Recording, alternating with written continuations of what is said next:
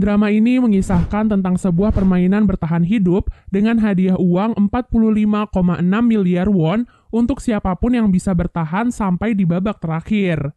Terdapat 456 pemain yang datang dari berbagai daerah di Korea dan masing-masing memiliki hutang yang cukup banyak. Oleh sebab itulah, dalam permainan itu mereka rela melakukan apapun agar bisa bertahan dan mendapatkan hadiahnya. Film diawali dengan diperlihatkan seorang duda bernama Gi-hun. Ia bekerja serabutan dan menjadi beban bagi ibunya yang sudah tua. Karena hal itu juga, istrinya meninggalkannya dan menikah dengan lelaki lain. Bahkan hak asuh untuk putri semata wayang mereka juga jatuh kepada sang istri yang sekarang hidup bahagia bersama keluarga barunya.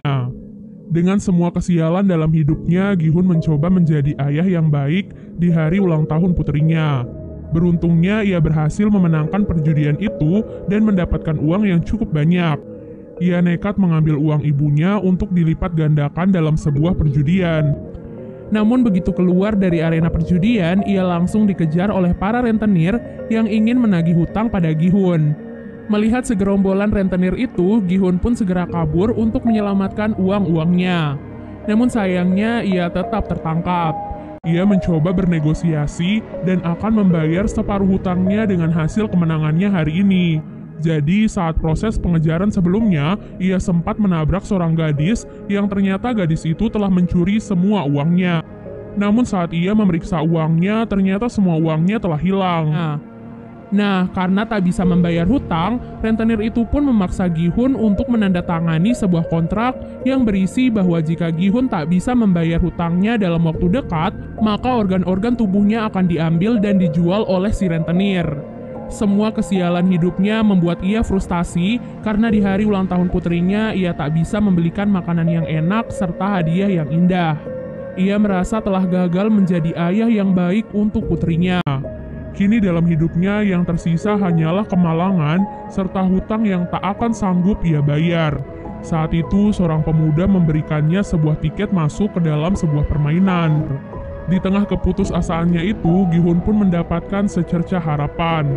Pemuda itu berkata bahwa jika Gi-hun berhasil menyelesaikan permainan di sana, maka ia akan mendapatkan uang yang sangat banyak.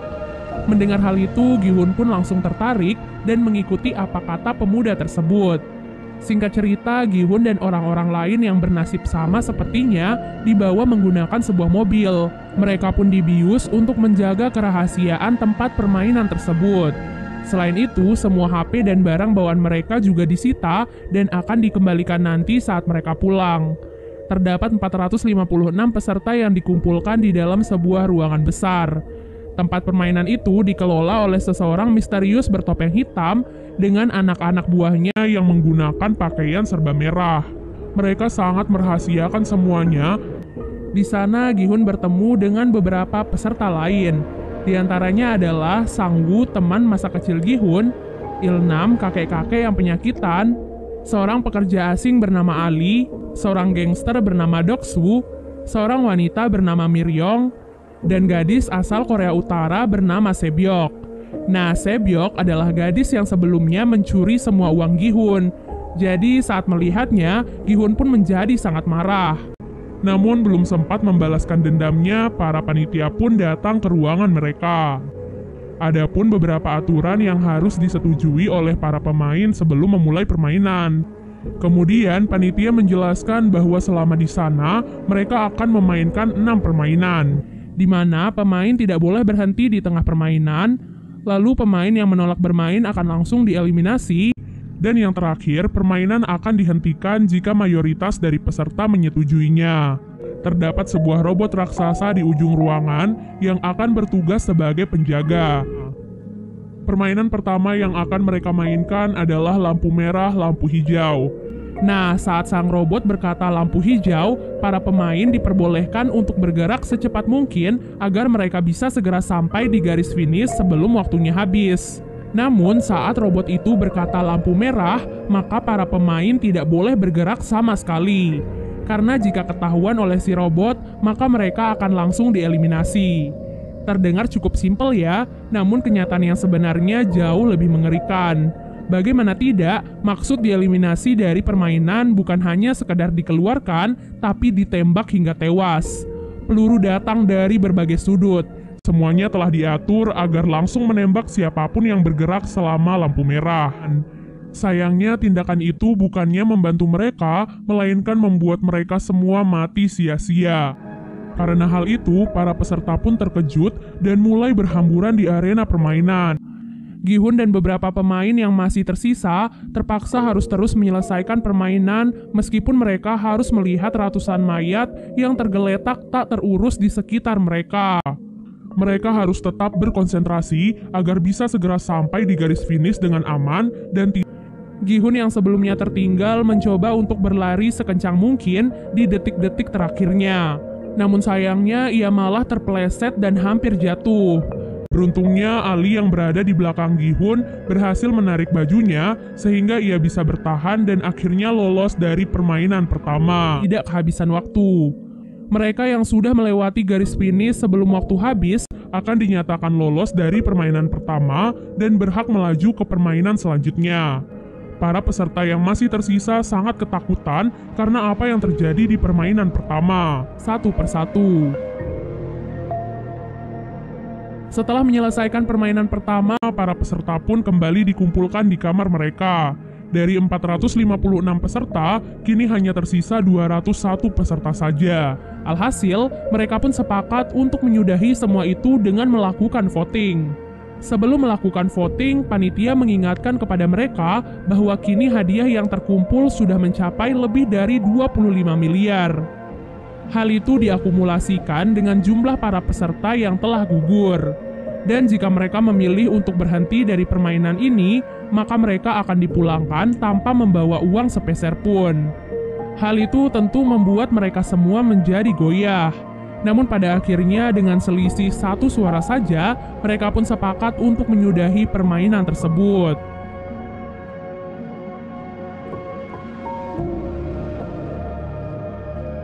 Setelah kesepakatan itu, para peserta pun akhirnya dipulangkan kembali ke daerah mereka masing-masing. Keesokan harinya, Gi-hun memutuskan untuk pergi ke kantor polisi dan melaporkan sindikat permainan yang kejam sebelumnya. Ia pun menceritakan semua kejadiannya sejak awal mereka dibawa sampai kembali dipulangkan. Polisi yang mendengar semua ceritanya hanya bisa tertawa. Kemudian Gi-hun pun memberikan tiket permainan yang sebelumnya ia dapatkan dari pemuda misterius sebelumnya. Di sana terdapat sebuah nomor telepon yang bisa dihubungi. Namun ketika si polisi mencoba mengkonfirmasi nomor itu, yang mengangkatnya malah seorang wanita biasa. Hal itu pun membuat polisi marah kepada Gi-hun dan menganggapnya telah gila. Tak lama kemudian, seorang polisi bernama Junho baru saja tiba di kantor polisi tersebut. Ia bahkan meminta identitas Gi-hun pada para polisi yang mendengarkan cerita Gi-hun sebelumnya. Entah apa alasannya, ia terlihat tertarik dengan tiket permainan yang dibawa oleh Gi-hun. Junho sepertinya mengetahui sesuatu yang janggal dari permainan tersebut. Tak disangka, ia juga memiliki tiket yang sama persis dengan milik Gi-hun. Tiket itu diketahui milik kakaknya yang sudah lama menghilang. Junho pun merasa bahwa kakaknya pasti ada di tempat permainan tersebut. Di tempat lainnya, Gi-hun yang pulang ke rumahnya merasa kebingungan mencari ibunya. Ternyata ibu Gi-hun saat ini dirawat di rumah sakit karena menderita penyakit diabetes akut. Bahkan dokter menyarankan kepadanya untuk segera melakukan operasi. Namun sang ibu justru memilih untuk pulang karena tak sanggup membayar biaya pengobatan di rumah sakit. Hal itu pun membuat Gi-hun sedih dan kecewa pada dirinya sendiri. Semua kenyataan pahit dunia pun membuat Gi-hun dan yang lainnya tertarik untuk masuk lagi ke dalam arena permainan. Pada malam harinya, mereka semua pun berkumpul dan dijemput seperti saat pertama kali ikut serta. Namun, kini yang berbeda adalah mereka bisa lebih mempersiapkan diri karena sudah tahu apa yang akan terjadi di dalamnya. Dari arah lain, Junho ternyata juga ikut menyusup ke dalam mobil. Kali ini, ia bertekad untuk bisa masuk ke dalam arena permainan agar bisa menemukan kakaknya yang hilang. Ia pun menghajar seorang panitia dan mengambil kostumnya agar ia bisa menyamar tanpa diketahui oleh siapapun. Seperti biasanya, para peserta pun kembali dikumpulkan dalam sebuah ruangan besar. Namun tak diduga ada beberapa dari mereka kali ini datang dengan persiapan, yaitu membawa sebuah senjata atau barang-barang kecil yang mereka perlukan. Dari 201 peserta awal, kini tersisa 187 orang yang memutuskan untuk ikut serta kembali. Di waktu yang sama, Junho yang kebingungan juga kini harus menyamar menjadi panitia di dalam aula permainan tersebut. Pada malam harinya, Sebyok yang membawa pisau kecil pergi ke toilet dan mencoba menyusup lewat ventilasi.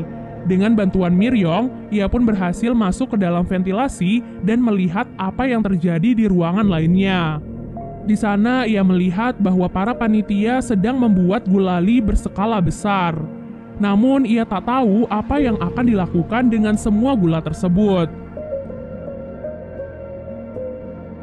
Keesokan harinya, para peserta pun bersiap dan dikumpulkan untuk memainkan permainan yang kedua. Sebelum memulai permainan, Sang-woo bertanya kepada Sebyok tentang apa yang ia lihat kemarin malam. Ia pun berkata bahwa permainan kali ini pasti merupakan permainan masa kecilnya. Sedangkan Sebyok yang berasal dari Korea Utara pasti akan kesulitan. Oleh sebab itu, Sebyok pun memberitahunya bahwa ia melihat para panitia membuat gulali. Setelah mendengar hal itu, Sang-woo pun langsung teringat akan permainan masa kecilnya, di mana terdapat lelehan gula yang diberikan dalam bentuk yang berbeda-beda. Tugas mereka adalah mengikis gula tersebut sesuai dengan bentuknya. Itulah mengapa ia sengaja mengambil bentuk segitiga karena merupakan bentuk yang paling mudah. Peserta memiliki waktu 10 menit untuk menyelesaikan permainan kali ini. Namun anehnya, Sang-woo tidak memberitahu teman-teman terdekatnya tentang hal itu dan malah membiarkan mereka memilih bentuk-bentuk yang sulit. Seperti contohnya Gi-hun mengambil bentuk payung dan kakek Ilnam mengambil bentuk bintang. Bagi peserta yang gagal membuat bentuk yang sesuai, maka mereka akan langsung dieliminasi atau ditembak. Hal itu pun membuat para peserta yang lain panik dan semakin ketakutan. Mereka semua berusaha sekeras mungkin untuk mendapatkan pola yang diinginkan. Kemudian terlihat Miryong yang memanfaatkan korek apinya untuk memanaskan jarum agar gulali itu bisa lebih mudah untuk dilelehkan. Peserta yang mengambil bentuk mudah satu persatu mulai berhasil menyelesaikan misi dengan aman. Namun yang menjadi masalah adalah para peserta yang mengambil bentuk-bentuk yang sulit. Ditambah mereka juga dikejar oleh waktu yang semakin berkurang. Dalam proses permainan itu, Junho pun mulai dicurigai oleh panitia lain karena ia terlihat kebingungan dan seperti tidak mengetahui tugasnya di sana. Di menit-menit terakhir, Gi-hun pun mendapatkan ide cemerlang agar ia bisa menyelesaikan misi dengan cepat. Saat itu, ia melihat bahwa gulali mereka telah memiliki polanya. Jadi yang harus mereka lakukan adalah menjilati gulali itu sampai bisa dipisahkan dari polanya tersebut. Hal itu adalah cara tercepat yang bisa mereka lakukan saat ini jika ingin selamat. Para peserta yang melihat Gi-hun pun langsung mengikuti triknya. Tak disangka hal itu pun sangat membantu mereka sehingga beberapa peserta termasuk Gi-hun dan kakek Ilnam berhasil menyelesaikan misi dengan aman. Namun ada seorang peserta yang gagal mencoba melawan seorang panitia. Oleh sebab itu, panitia yang lain pun langsung menembak peserta yang lain agar mereka tidak memiliki kesempatan untuk melawan. Peserta itu pun menodongkan pistol ke arah panitia tersebut dan memintanya untuk melepaskan topeng. Namun begitu ia melepaskan topengnya, ia pun langsung ditembak oleh penyelenggara permainan. Jadi semua panitia di sana telah memiliki perjanjian bahwa mereka dilarang membuka topeng atau identitas mereka di dalam aula permainan, kecuali saat mereka berada di dalam kamar dan sendirian. Semua itu dilakukan untuk menjaga semua kerahasiaan dari permainan tersebut. Dan apa ya kira-kira yang akan terjadi selanjutnya pada Gi-hun dan yang lainnya? Dan part 1 pun akhirnya selesai. Siapa ya kira-kira dalang dari permainan ini?